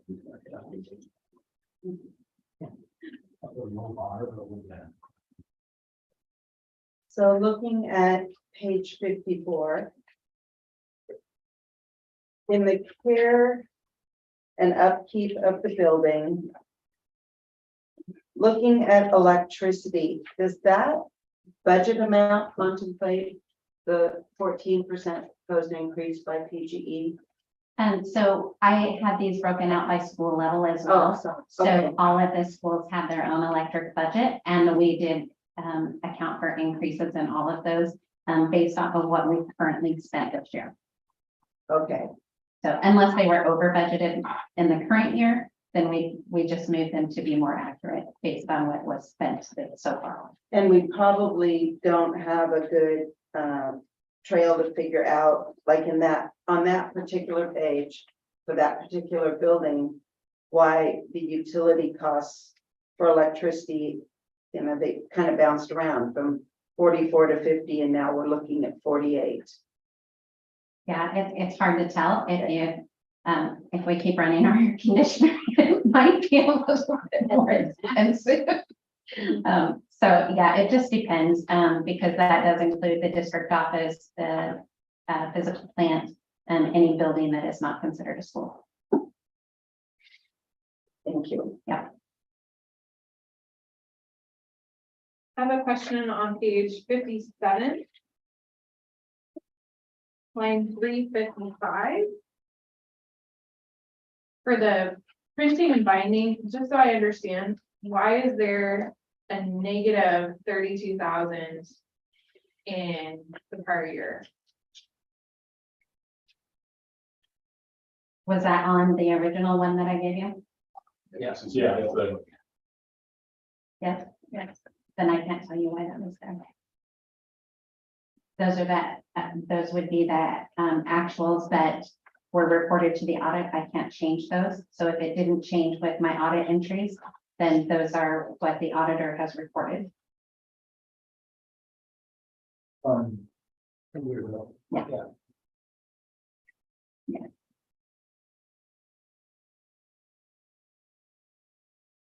I can tell you that sometimes in those expenditures, if they get if they were to have a large print job and then they were to get a large rebate, and maybe that rebate didn't hit in the same fiscal year, and they credited it back to the expense line that it was originally charged to, then you might have a negative amount there.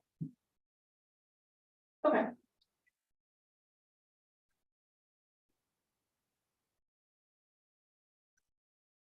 On page 61.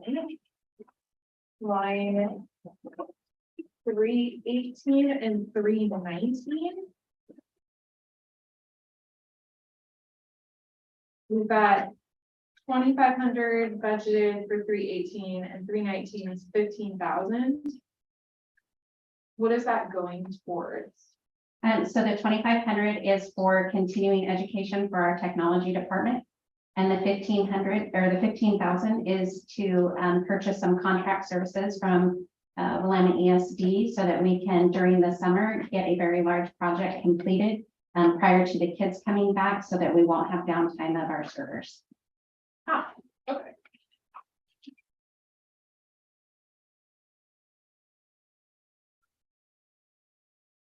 And then on page 63, then so I think it's kind of 62, 63. Can we get clarification on the contingency and the unappropriated end balance? What those percentage levels are at? Kind of tying back into the policy of like contingency needs to have, 2% in there, and then ending fund balance should be like 5 or whatnot. Where is this actually put us at for those two numbers? The exact number is like 2.069% for contingency, and for the unappropriated, it is slightly over 5%. So it is slightly above on both of them. Okay, thank you for that clarification.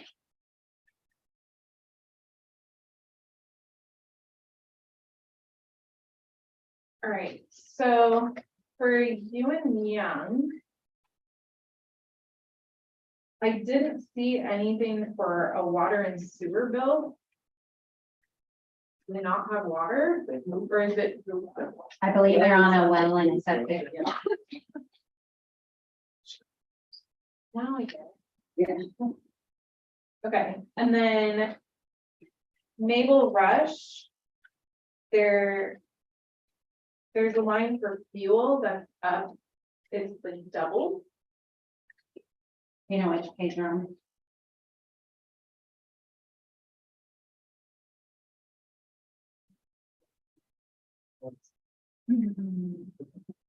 So you're looking at current upkeep of the building. Yeah. And that's on page 208, and it went from $10,000 to $25,000.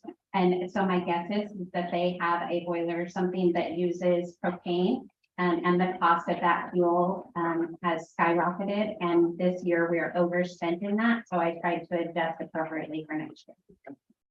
Okay. Are they switching that during construction? I can't answer that question. I don't know.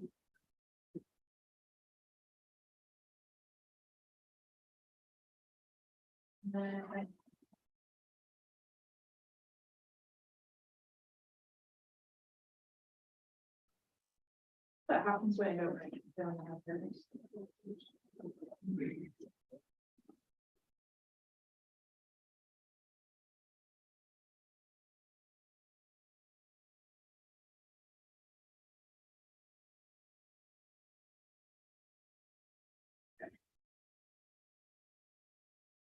Page 234 for Cheyenne Valley Middle School. The water and sewer is dropping. For cost? For actual?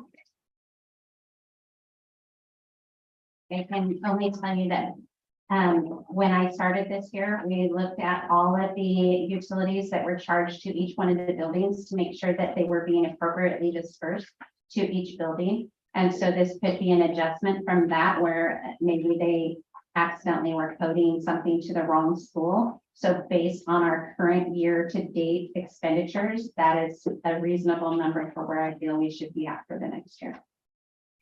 Okay, so then your budget amount is on what you're actually paying this year. Yes, Okay, with a slight increase for inflation okay. and if they have a huge water leak, we might be in trouble. But we're hoping not. For Catalyst. Their electricity, like What page are you tripled. That's gonna be 292. Okay, so what I can tell you about Catalyst is that the building size has grown tremendously. And Catalyst will also be housing some of the COA instruction. Sorry, it's on page 292.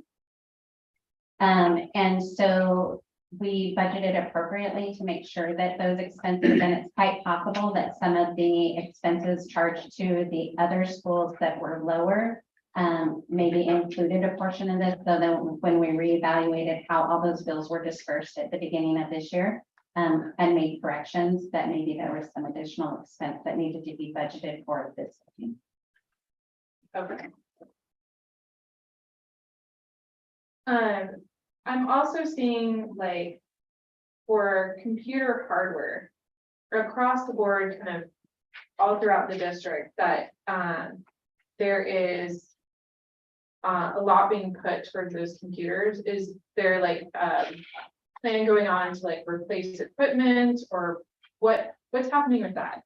So one of the problems that we found this year is that there didn't appear to be a plan in place to do like a rolling changeover or upgrade of equipment. So we're trying to start to build that into our budget so that every year we can replace some items. That way we don't get to the point where, okay, now we need 175 new Chromebooks, or, you know, we need 50 new printers, because we're replacing them as they're, you know, entering their end of life instead of waiting for them to be beyond their end of life. So just putting a schedule out there to begin to replace items so that we can continuously budget for it every year, and each year different equipment can get upgraded. And we worked with the tech department to kind of develop a schedule for that. Okay, so then this year we're gonna be allocating about 800,000 towards the computer changeovers. Some of that is grant funded. And so grants maybe are specifically written for that purpose. So yes. Okay.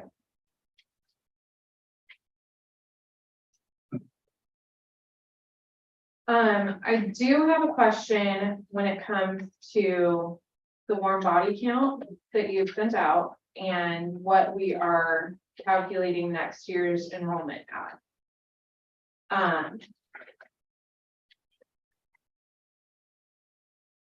So we had estimated for the 22-23 year, it would be 4,193 students. The warm body count says we have 4,148. That is a drop. What you're estimating the new budget off of is having 4,157 students, which is, you know, 9 students more than we physically have today. But when I'm looking at kind of through the different grades, kindergarten has 289, 12th grade has 333. So we have a bigger outgoing class compared to the kindergarten class.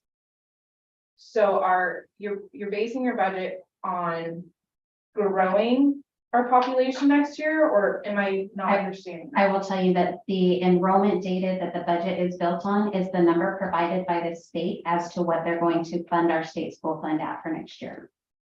So when I budget at 4157, that is what the state has said in their estimate they are going to base our funding on. So that's where our budget number is. Okay, so then if we have less kids coming in, Then we will do an adjustment in January so that we're not receiving more state school funding and we don't have to pay a bunch back in May. okay. And if we have more kids. And if we have more kids, we can adjust it to a more positive number, and we can get additional state school funding next year. You've never hit it. Yeah. There's no such thing. Yeah, I mean, that obviously, you know, but when you're looking at, you know, enrollment numbers year to year, you know, it's hard for me to imagine that, you know, we're gonna miraculously, grow for the first time in years. So you also have to remember that the number that you're looking at is the number, I believe, on May 1st. And the state school fund is calculated on the student enrollment, I believe, on April 1st, or the spring enrollment, which is sometimes different than what it is in May. So you can have kids leave the district between when you submit the data to the state that they're going to use for that state school fund calculation. Okay.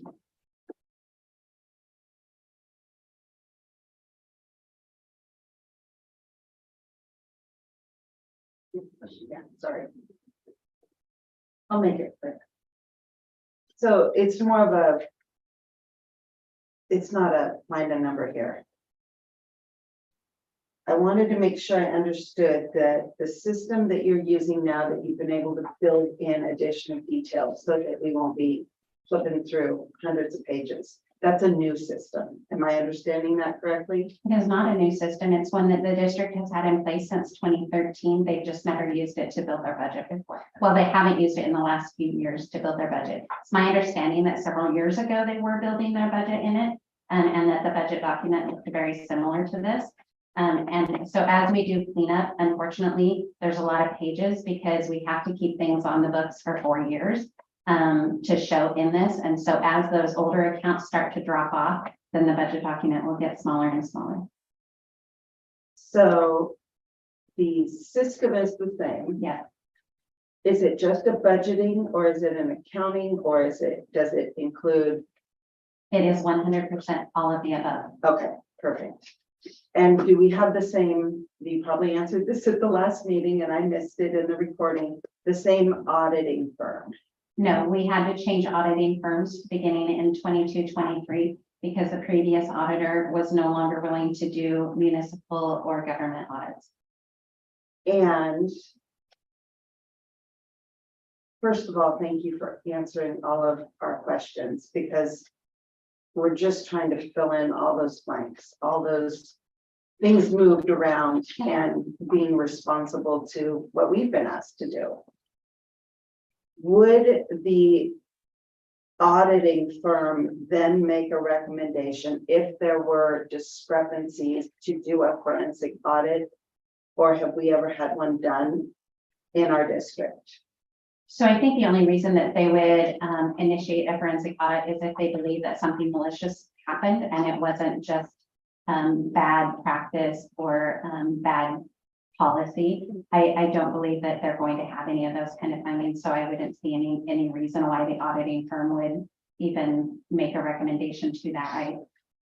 I don't. And I'm not looking at it from a malicious perspective, more of a, you did it your way, we're doing it this way, we're using the system to the full capacity, and things aren't lining up. Does it merit looking at the value of a forensic audit?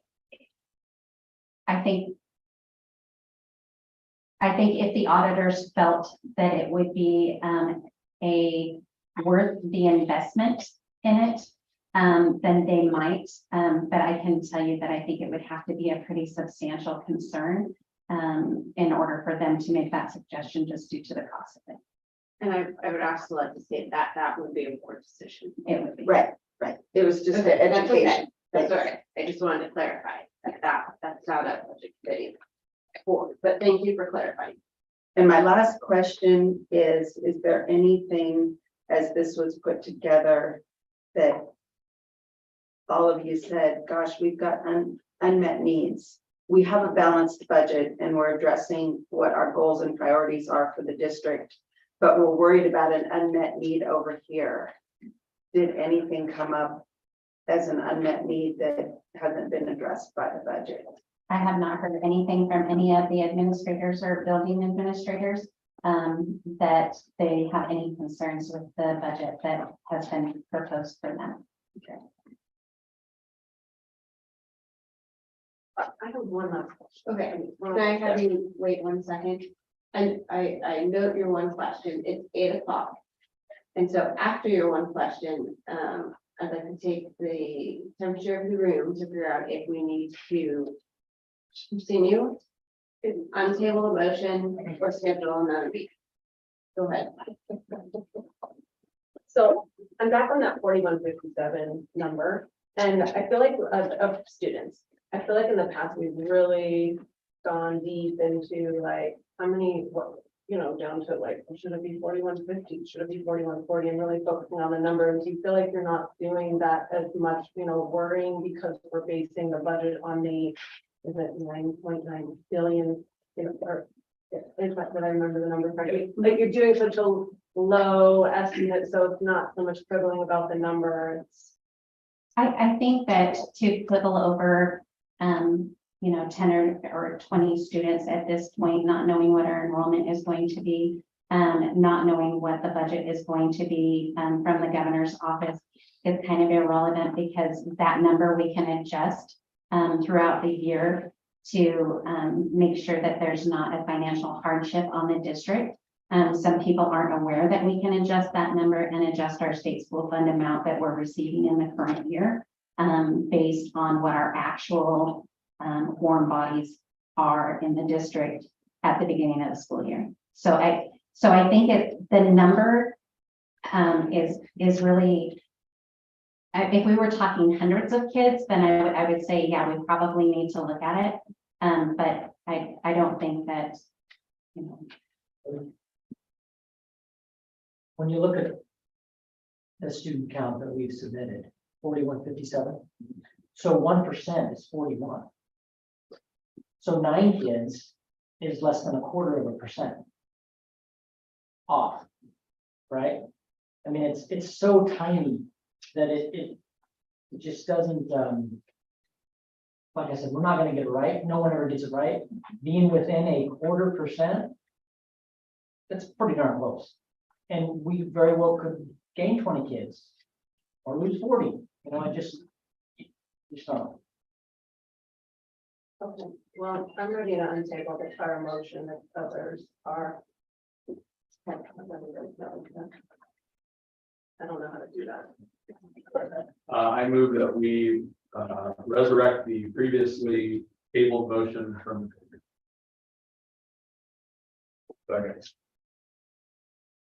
All those in favor of resurrecting the previous tabled motion, say aye. Aye. Opposed? Abstained. Okay, the motion on the floor stands to pass the 2023-24 Newburgh School District budget as presented over the last 2 budget meetings. There's been a motion and a second. We've had discussion. Therefore, we're not having more. Sure. All those in favor of passing the motion, raise your hand. All those opposed? Abstention. Motion passes. Okay, tax levy. All right.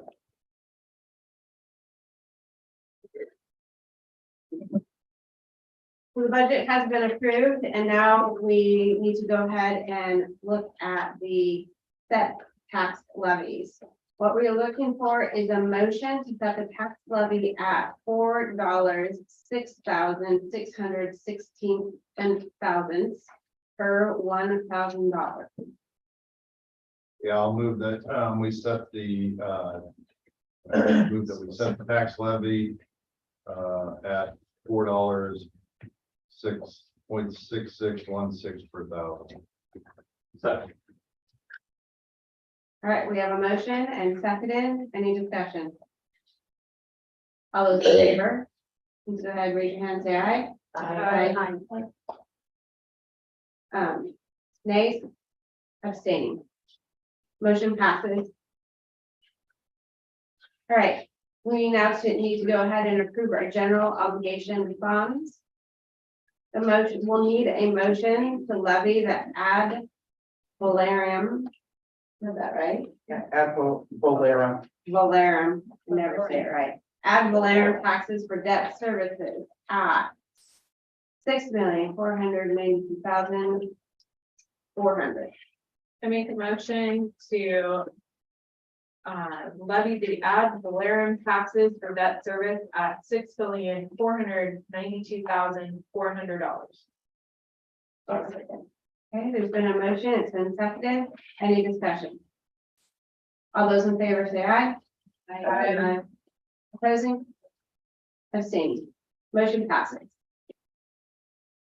All right, I adjourn the budget committee meeting at 8:06 on May 16th. Thank you very much, specifically, thank you to Heather. Yes, thank you. Thank you. Thank you, guys.